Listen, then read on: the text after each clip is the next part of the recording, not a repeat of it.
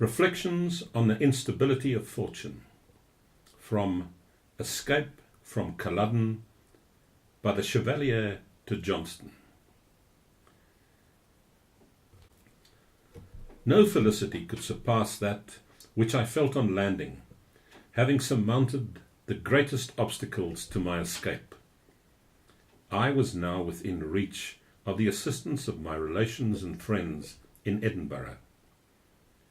It had not, however, been without a good deal of pain and difficulty that I had succeeded in crossing, for my hands were now in nearly as bad a plight as my feet had been 10 days before, bleeding a great deal and considerably swollen.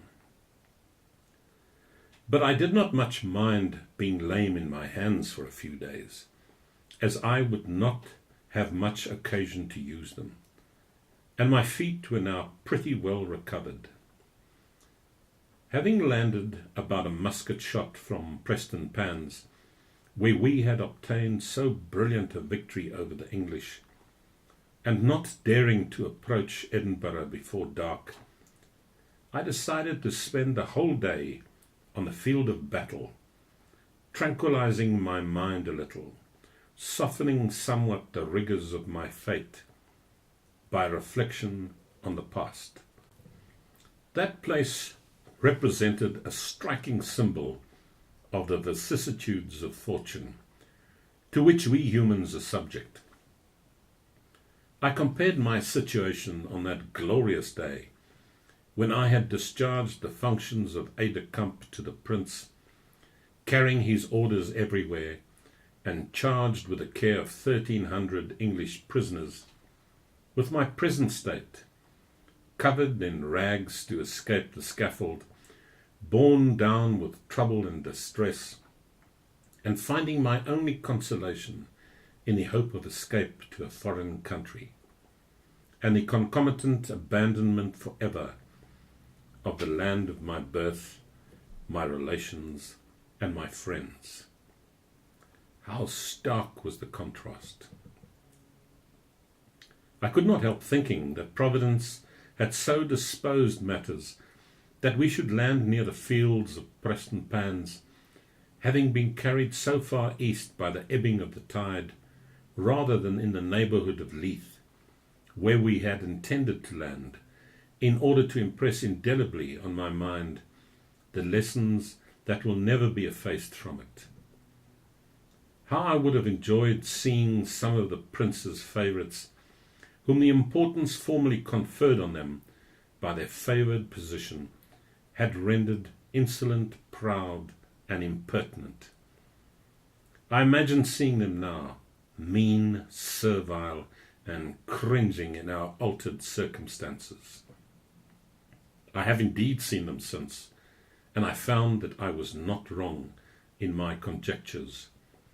Their behaviour was precisely what I had anticipated. The instability of fortune ought to teach men the importance of preserving consistency of character. If we do not allow ourselves to be blown up with prosperity, but conduct ourselves always with modesty and humility, we shall not be cast down or become cringing in adversity. Arrogance and vanity are the infallible marks of smallness of soul, and never fail to degenerate in reverses of fortune into the meanest civility. A man who is modest, mild, and beneficent will never allow himself to descend so low. Whatever revolutions of fortune he may experience, and however exalted the elevation from which he may fall, his misfortune will always be accompanied by the esteem and regret of all good men, and he will always have the public voice in his favour. When happy, everyone will rejoice in his good fortune, and when he experiences reverses, everyone will be eager to console him. In going over the ground, every step brought to remembrance some particular part of the battle. When I reached the spot where I had seen 1,300 English prisoners guarded by 80 Highlanders, I sat down to dine on my bread and cheese and a bottle of Canary wine Mr. Seaton had made me take at our parting. The remembrance of the glorious and inconceivable victory we had obtained on this spot added to my extreme pleasure at having passed this arm of the sea.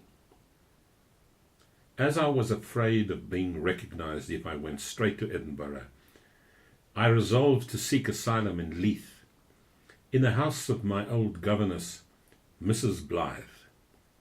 She had been 22 years in the service of my mother, particularly entrusted with the care of me, having received me from my nurse when I was only 12 months old.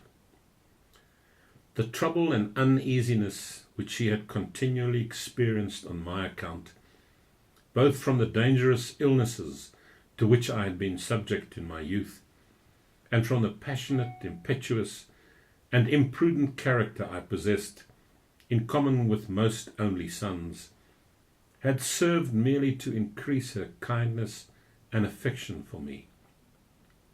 She had loved me as if I had been her own child. Mr. Blythe, the master of a small coasting vessel, who was very rich, had taken a liking to her when she was 50, and had offered to marry her.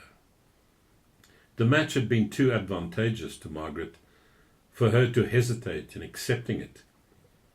It was 3 years since she had left our house to reside with her husband at Leith, and they lived very happily together.